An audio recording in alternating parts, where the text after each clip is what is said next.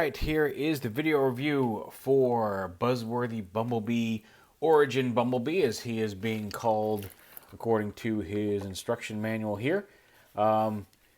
He's a Target, and found him, ordered him on, like I did see him at the same Target I picked him up from, but I found him, he was online the other day, ordered for pickup, grabbed him, and he's cool. Like, now the packaging is a little different in that it's in the kind of deluxe shaped box, Buzzworthy Bumblebee packaging, but there's in their permission to get rid of plastic, there's no window in the box. Now, it's very hard to get Bumblebee out of here without completely opening the box because his backpack is folded up through this window, and you risk breaking the figure if you try to just rip it out through the cardboard, and he's tied in. So, will you see some theft? Probably not as much as the LeBron James figures I've been finding all over the place. Jesus, guys, stop stealing his head. But anyway, yeah, it comes in this. There is a plastic tag on the top to hang it on the peg. Although I feel like they could have eliminated that since a lot of Targets have been putting just them on the shelf anyway. But yeah, there's a little, well, okay, you can't really see it, but standard packaging, standard shape packaging that we've been getting lately with no plastic window in it. I only mention it because of the change. Otherwise, it's just a box, and I usually don't talk about the boxes too much. But it's Origin B, and he is in his Cybertronian little saucer ship form. And it's really kind of neat. You can see how he's like, there he is, all folded up from the underside. You can see his face. I don't know if you could you might be able to turn his head around. It's the same kind of shape forward and back. I don't know. I haven't tried it yet. But like this is his backpack, this windshield, and this piece. This actually is his chest right here, which I think is really cool. They make it work so that is his robot mode chest sitting there on the front of the vehicle.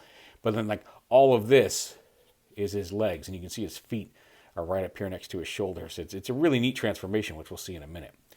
There have been a few attempts at a Cybertronian mode Bumblebee. Most notably, recently there was Moss Toys Skiff. They're not around anymore, so we can't hope for any new figures from them. But you can see Hasbro definitely wins this round for the alt mode. Although this was fun for the time and looks kind of like Samus's gunship, and also has some little wheels so he can roll. And that's the one thing I feel this might, if they'd found a way to integrate like a couple little hidden wheels under here so he could roll around like this, would be great. But he is fun to swoosh. He's a little loop, and he's kind of, and he's fun to fly around. But yeah, these instructions over here keep sticking to my arm. I put them out of the way. He also comes with his weapon, a jetpack, and 5 of the energy rods they were collecting in the first episode. These are too big to fit through his hand, so he can't really hold them. These wider ends, he can't really hold them. He can kind of wrap his arms around them, but whatever. But just honey-colored, orangish plastic, solid little tubes. Now you can put his blaster there on top if you want him to have an armored vehicle mode. You can also, if you wish, put it off to the side and give him some jet thrusters by plugging the jet pack that he comes with onto the top. Although, yeah, that's the same peg that he's going to use in robot mode where it pegs into his back. It's the same peg hole there. Now, transformation is involved, but actually not super difficult once you figured it all out. And to start off, there's a little latch. You can see one of these little panels has a tab. This panel has a tab that kind of latches over here. So the first thing you want to do is, the first thing you want to do is lift this whole centerpiece up. Just like that. Just get that up and out of the way. And you can see there's his little windows on his chest piece here. But then take this and like kind of lift up one side to untab. There's that little tab I was talking about right there between the panels. It's on this piece right over here. And start moving that out of the way. Kind of get that, unhook that tab from the front there. And then you can bring the leg at the knee all the way down and around like this. And like that. And then this little panel is on a ball joint. These panels like to pop off, and as do these side panels sometimes if you don't do this right. But take this, rotate it out just a smidge, so this little slot lines up with this tab here, and peg that onto the back of the leg. Same over here. Then wiggle this foot piece, it's tabbed in right here, off of this. And then this piece, you want to lift up first and then rotate around like that. So rotate close to the leg first, and then the hinge up here on this panel, and then just fold that up. And then you can untab the foot from there, and then the ankle's back here. You want to lift it up, around, and then set that joint into the foot itself, and then bring the leg down. And that's one leg done. He does have some panels on his leg, but it all folds up pretty decently. There's some chunkiness to him, but it's a pretty solid figure and still posable after the fact. Same thing on this leg. Fold this up and around. And again, if you do that in the wrong order, you'll catch somewhere. And this is just a friction hinge right here. There's no pin, so this piece sometimes will pop off if you don't do that right. Bring the foot out and around. Bring the ankle joint up. And there are his legs. Just like that.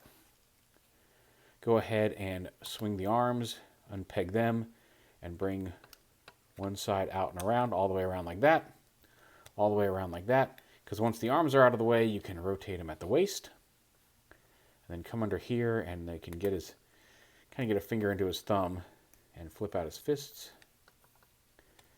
and same over here, flip out that fist, and then this panel comes down, this panel folds straight back, and then fold this panel down and in, and then in that gap, fold this down onto his back like that, and then the chest folds down, and then this piece comes up, and there's a couple little tabs there, snaps onto his chest, and there is Bumblebee in robot mode.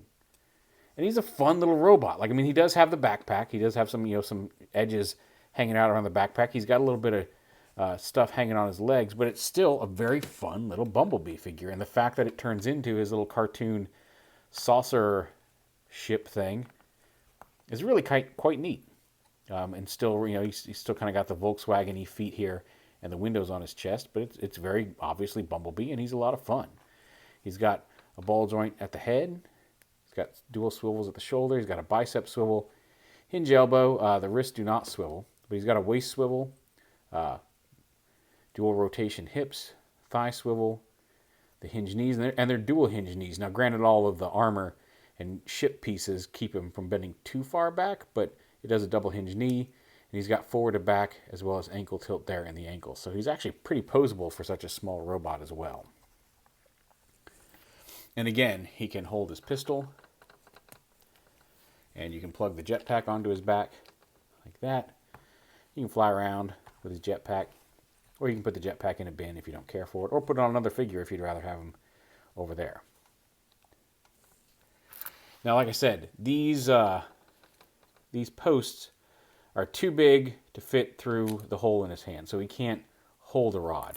You can, if you're very careful and patient and want him to do so, you can kind of get his arm in a position where he can kind of wrap around them and carry him that way.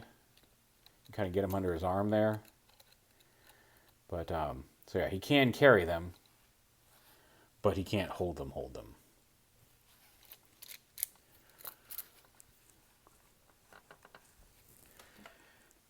And there's a comparison to the old Moss Toys version. And I think we can agree this looks more like old school Bumblebee. Although this was a fun toy for the time. It's still a fun little action figure. But again, it's nice to have an official Cybertronian Bumblebee. And here he is with the Netflix Kingdom Bumblebee. So roughly the same size. A smidge taller. But there you go. Now, prices have been varying for him. I think retail price, my target was $22.99, and I think that's supposed to be the standard, which is a little bit more than deluxes have been costing, but we kind of knew there was a price increase coming, and I think he may be the first one for it to fall under that effect. I could be wrong. Some places I've heard, like New York, I've seen prices at $26.99. I've seen $28 something. I've seen one store in New York, I think, was charging like $29.99 for him. So some areas are jacking the price up, and at Target, like various Targets have had him at different prices. So I don't know what the deal is. It could just be higher traffic areas are charging a little bit more for the price, which feels very Toys R Us-y to me. I feel like sometimes there are things at Toys R Us that in a more metropolitan area, Toys R Us was one, was often charging more than the Target across the street, but even more so, even more than other Toys R Us's, depending on what area you are. And I'd hate to see that happen at Target too, but apparently it's been showing up at higher prices. So check your Target before you go. Now, their website, like I said, I ordered him for pickup through the website, and the website does list him at $22.99. So if you go to your Target, find him on the shelf, and he's $28, you can. I don't know if you have to check out first or if you can just go to customer service, but apparently if you go to customer service, because a friend of mine did this, they will match the website price and you can get them for $22.99. So it may vary policy at your store, because I didn't have to deal with it. My store was $22.99 and I had some Target rewards points, so I even got them for like $18, I think.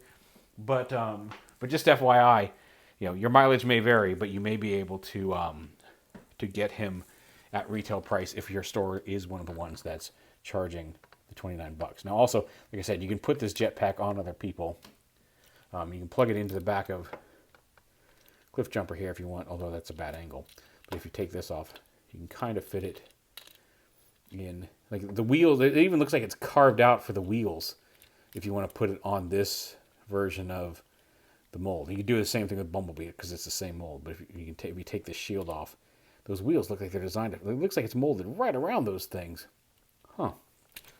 But any figure with a peg hole in the back, it does stick out from the jetpack, and you should be able to get that attached to just about it, unless they've got some kibble of their own. You should be able to attach that to most figures with a port on their back. But anyway, there is Origin Bumblebee. Very cool, very fun, and glad to have him.